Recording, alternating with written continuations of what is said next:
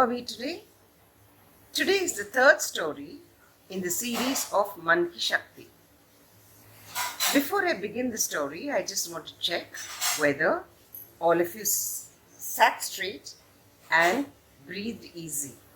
The most important ingredient to develop the strength of mind is nothing but fresh air, oxygen to the brain. And that is what helps you think rationally, feel kindly, and act with passion. Okay, here we go to the story. Today we are going to talk about Abraham Lincoln, who was the President of America. Many of you must have heard, your parents must have heard about him.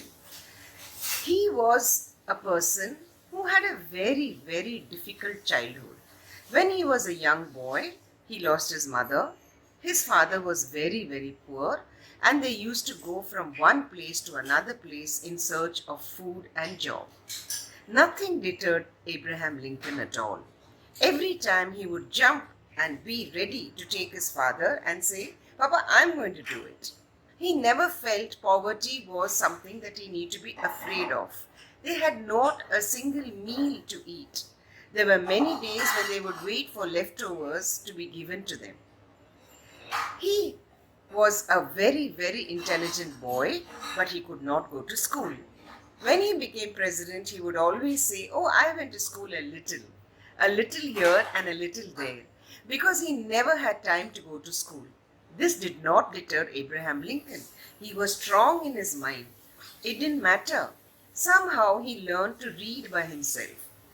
And the stories that he would read and which influenced him was Aesop's fable.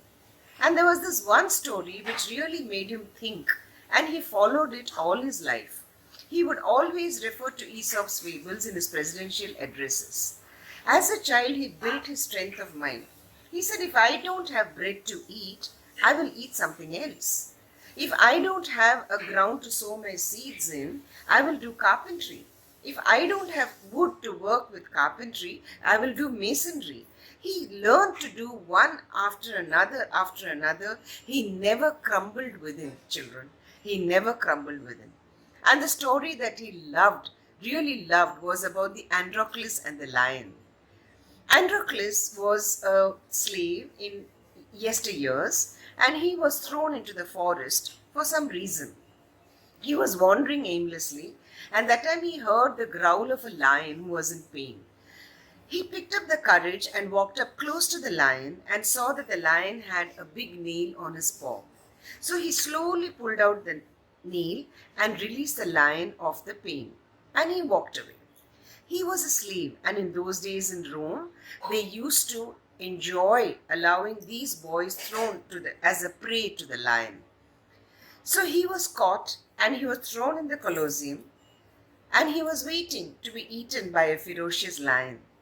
And the lion comes out of the cage only to walk like a little cat next to Androcles, licked him, and felt so happy to be with him, because it was the same lion from whose hand he had removed the nail.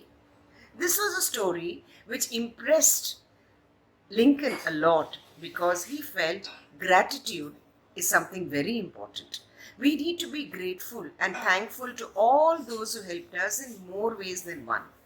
And he said, if this animal could show this gratitude, why can we not, as human beings, be grateful for all that we had?